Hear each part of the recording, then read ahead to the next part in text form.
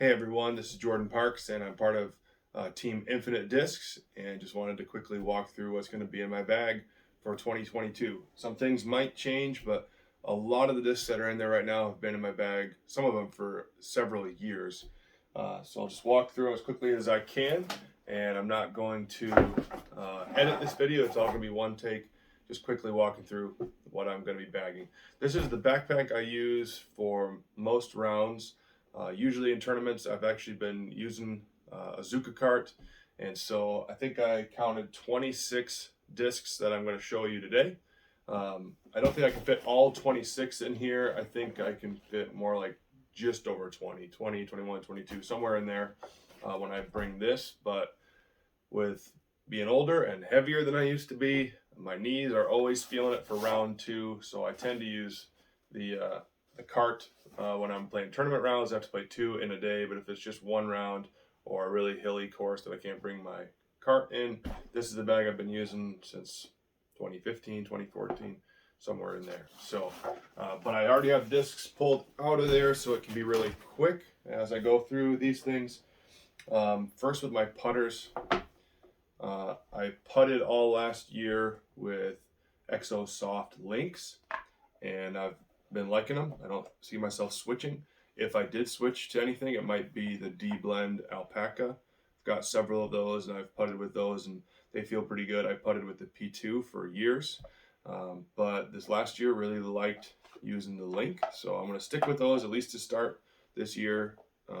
Those of you who have played with me know that putting is usually my biggest weakness, so hopefully this year will be a little different, and I'll putt strong with ExoSoft Links.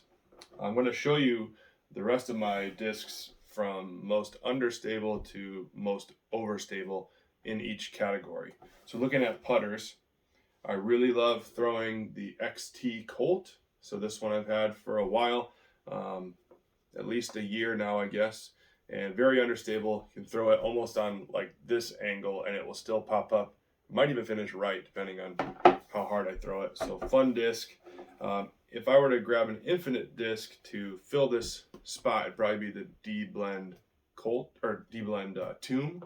But I like these XT Colts so much. I've got a stockpile of them because it's one of my favorite discs to throw. But that's what I throw for understable, very understable shots. For straight shots, I throw my prototype Tomb, this S-Line or S-Blend Tomb. So right now it's just very straight. It's 172 grams, so just a little bit on the lighter side, but it's very straight. I wouldn't throw it in a tough headwind, but it can handle a little bit of wind. It's a good straight disc. When I'm wanting something to hold on to that's a little deeper, when I'm throwing kind of fan grip shots, I've got a Lux Link I've been throwing that I enjoy. It's kind of in the same slot as my Tomb, but I power grip the Tomb, and it's nice and shallow. I don't fan grip shallow putters very well, so for kind of backing off the power a little bit, it just feels more comfortable to throw this Lux Link for kind of straight to overstable finish shots. And for overstable putter, I've got a Ruin, C-Blend Ruin that I really like. I don't really love how it feels in a forehand grip with the kind of interesting rim it's got there, but I do like it for backhands quite a lot, and some rounds I throw the Ruin a ton.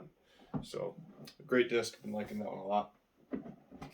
And then as far as mids go, from understable to overstable, I've got a D-Blend Anubis, one of my favorite discs. I really like understable discs that I can throw on hyzer through the woods and they're going to pop up and go straight or go to the right for a while. So D-Blend Anubis is exactly what I want for that shot. Then I've got the Glow C-Blend Anubis that is just a touch more overstable than that one I just showed you. Great glide on this disc. I can throw it a long ways. As long as it's not into a headwind, I can throw that one pretty far for a mid-range, and I love that disc. I wish I would have gotten more of them when they dropped. Right now, they're pretty expensive to get replacements on. Really love that disc a lot. I've got a Glow P-Blend Inca for a step up from that, a little more stable. Really like how grippy this is now that I've worked it in and it's hit a few trees and seen quite a bit of play. Now it's pretty straight. I remember thinking these were going to be a little more overstable than they are, but I'm kind of glad they aren't all that overstable. They're nice, straight shots. It feels a lot like a rock or some sort of rock variation. Then I've got a metal flake raw that I throw for a little bit more overstable again shots. And this is my one where back in October I threw 2 aces in one round on a 9-hole course with this disc. One with the backhand, one with the forehand. It was pretty incredible. I didn't shoot that well besides those 2 holes, but that was pretty fun. So that's my kind of pretty overstable standard mid-range disc right now is the raw. And then my very overstable mid is a mortar, and it almost is more of a putter distance that I use this at. I don't really throw it far, but it kind of does what the Ruin does for me, but I like flicking this a lot more than I like flicking the Ruin. So mortar is a great overstable disc, and sometimes backhand, but mostly forehand, the mortar. So that's a glow Recon mortar as well. I had a big germ regular Recon mortar for a while, but it got so beat up that it was no longer real overstable, and so I got this infinite disc bomber stamp glow Recon mortar. Fairway Drivers. This is where I have a couple new additions, whereas most of those other things I've had for a while now. Just added an iBlend Centurion for my understable fairway slot. Haven't even thrown it yet. Still has the sticker on it, but I presume it's going to be very understable in the iBlend, and only just a few throws, a couple trees, and it's going to be very understable for me. So that's what I intend to be my real understable slot. And then a step up from that is my Swirly Andrew Marweed team stamped Centurion. This was nice and like perfectly straight for a while, but now it's gotten pretty beat in to where it flips up and then will ride right for a little while still. So then a step up from that, another new addition to the bag is the Metal Flake Glow Eric Oakley Exodus. So another one that it's been super cold lately, a ton of snow. Actually today it's snowing pretty hard, real icy out. So I haven't thrown this one yet either, but I've thrown plenty of Exoduses, if that's the plural of Exodus. I've thrown plenty of those to know what they do, and I've been told this one's a little bit more overstable, so that's what I'm hoping for. And if not, I'll go back to my S-lines that I have in my disc golf room. Next step up from there is a beat-in Scepter. This was the first one that I threw very much. It's a Metal Flake Glow Scepter, real board flat, and really flips up nicely. Love throwing this on forehands without throwing it on max power. It still will pop up a bit. If I just had to take, maybe 3-4 discs out on a round, I always grab this one. I used to have Sexton Firebirds in my bag for years and years, but right now I just have this Scepter and this Scepter. This one's definitely more understable than this one. This is one of the Drew Gibson Scepters that's pretty beefy. And so these have knocked out the Firebirds in my bag, and this one is what I really lean on for, very overstable shots. And this one is what I would lean on for something that doesn't need to dump off quite so hard. So really, really like the Scepters. Excellent disc. And then just in that kind of control driver category, just above Fairway Drivers, just below distance drivers, I've got a Sphinx that I dyed quite a while back with a Tranquilizers dye. This is a disc that's very understable, that if I throw backhand will definitely go right and stay right if I throw it very hard at all. So really like that shot in disc golf. Really love anhyzers that stay right the whole time. So that's a fun disc. I throw it a lot. Then I've got an older S-line PD that I throw for very straight shots. This disc is my furthest flying non-distance driver for sure. It goes as far as my distance drivers most of the time, and very, very straight. Not nearly as overstable as the numbers would make you think it is. But so for the overstable ones, I've got a third run C-line PD. This is the type of disc that I really hope Infinite is able to recreate or make one that's similar to an overstable speed 10-ish driver. So right now I just have these 3 discs.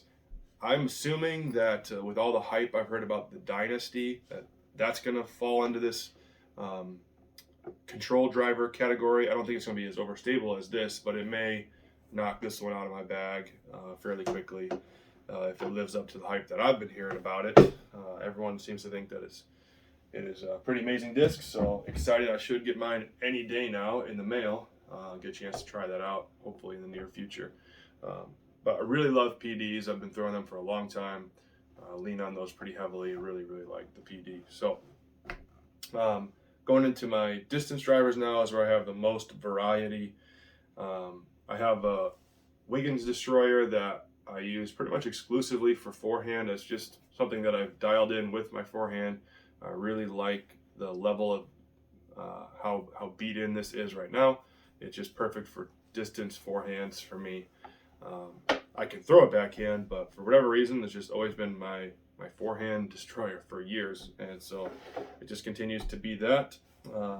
And so going from understable now to overstable, I've got a really beat up, really kind of nasty looking on the back here, but on the front side it's kind of pretty.